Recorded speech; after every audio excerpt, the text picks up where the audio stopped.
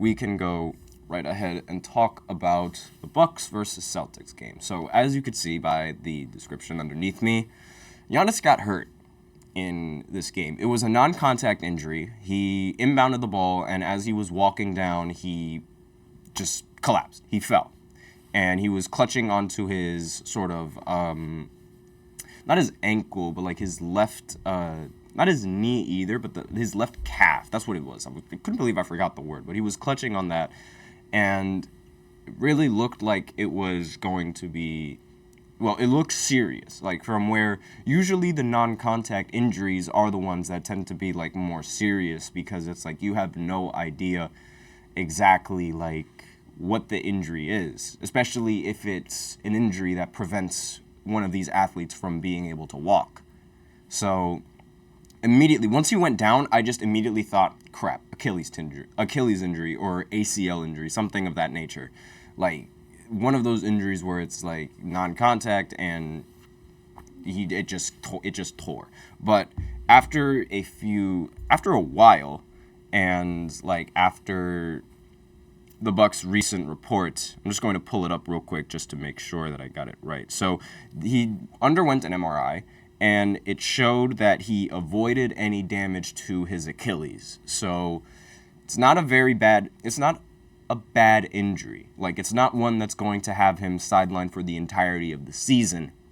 However, depending on how he responds to treatment is going to matter going into the playoffs, because if he responds well, then he could be back in like a week or so. But if he doesn't respond well, then there's a possibility that he's not back for like 4 weeks.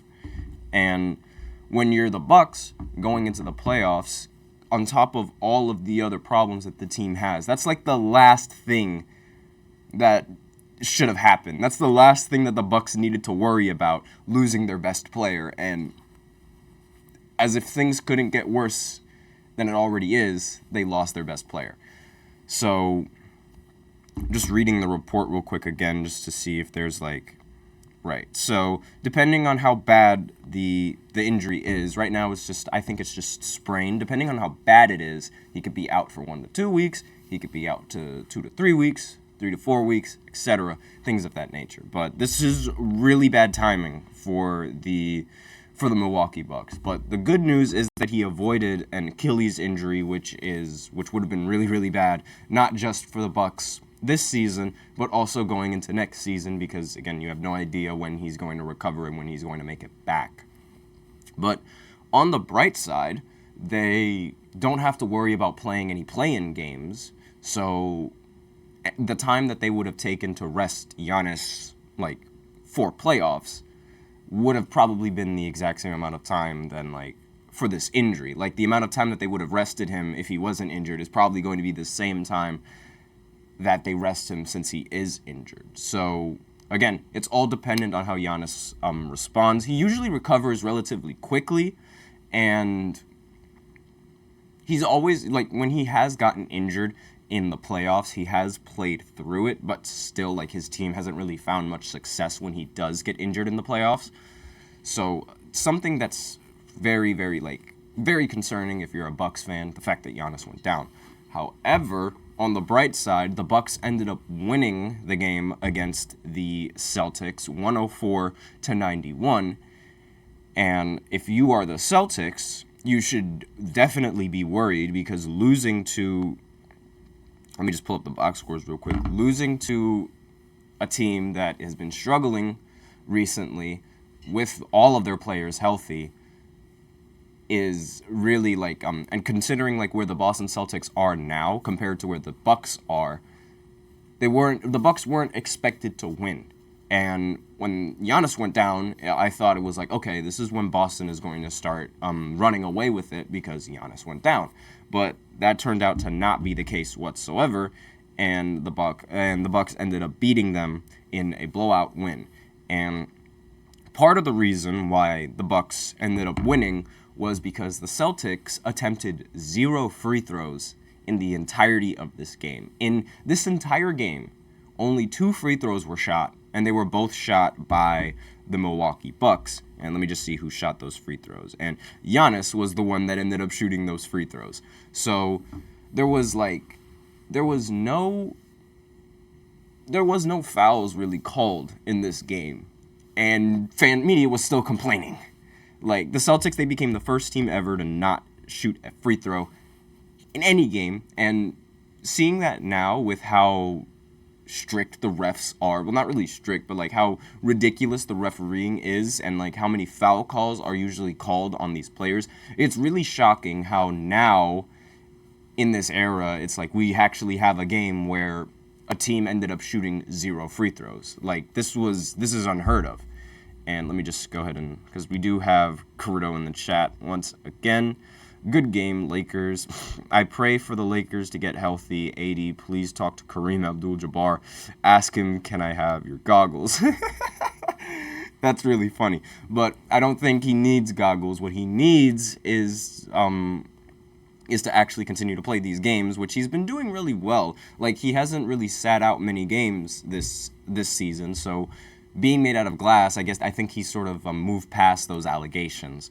But regardless, the Celtics, they shouldn't have lost this game, and it somewhat makes sense how they didn't shoot free throws, because this team is very, very reliant on the three-point shot. They took 52 threes in this entire game, and when you're not going to the paint all that often, then you're not going to get foul calls all that often. So it makes sense how they ended up shooting 0 free throws. Of all the teams that was going to end up doing this, I think the Boston Celtics had the highest chance given their ridiculous three-point percentage.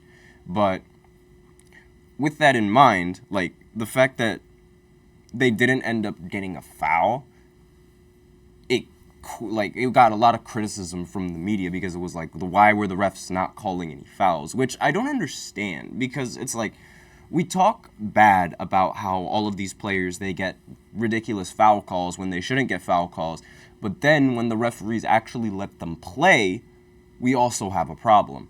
And I don't understand where the logic is behind that, because it's like, are we going to let these players play, or are we going to bicker about the refs not calling any fouls when they should call fouls?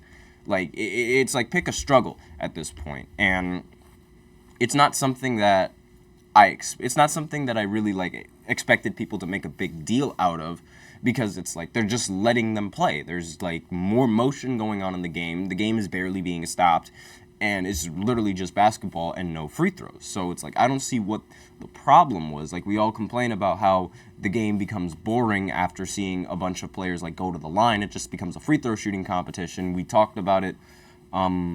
We criticize Harden for doing it. We criticize Joel Embiid for doing it. But then when we actually get a game where that doesn't happen, it's like, what? Like, then we start complaining about it, and I don't understand. And that's basically like the entire story of like the Bucks going up against the Celtics. Now, more on like Giannis's injury and like the implications going into the playoffs.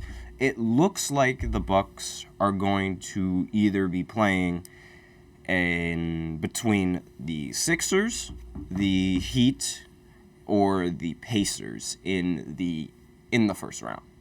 So depending on who they match up against is going to be a problem. If they match up against actually, you know what? If they match up against any of these teams and Giannis isn't on it, I think they lose.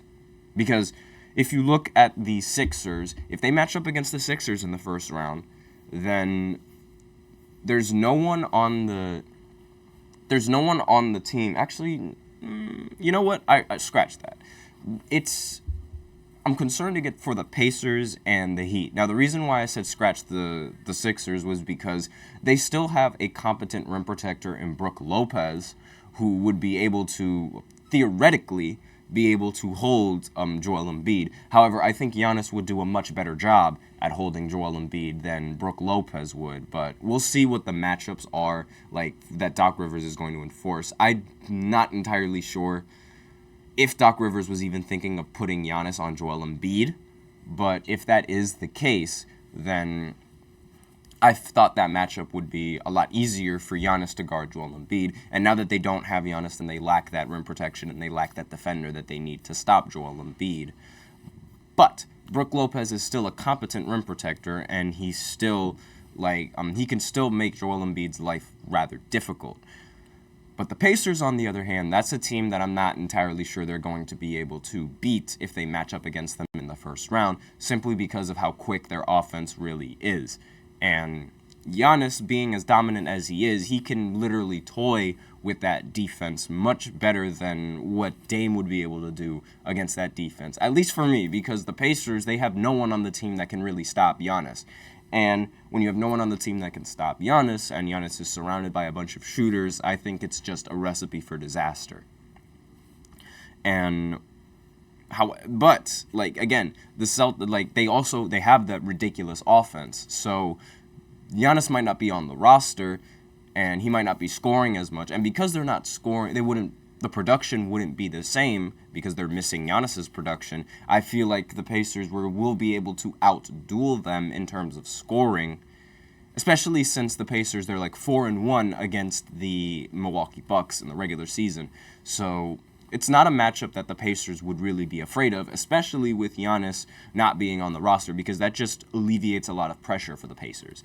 Now, for the Miami Heat, that's a little bit more difficult because this Heat team, it's proven that they can go off whenever in the postseason, and they have that on and off switch that they only turn on in the postseason. So they also have better matchups and better defenders than the Pacers do. So that team is going to be the team to worry about when going into the playoffs, especially since Miami is most likely going to take this series very personally, seeing as how Miami was expected to land Damian Lillard in the offseason, and then Dame ends up getting traded to the Milwaukee Bucks.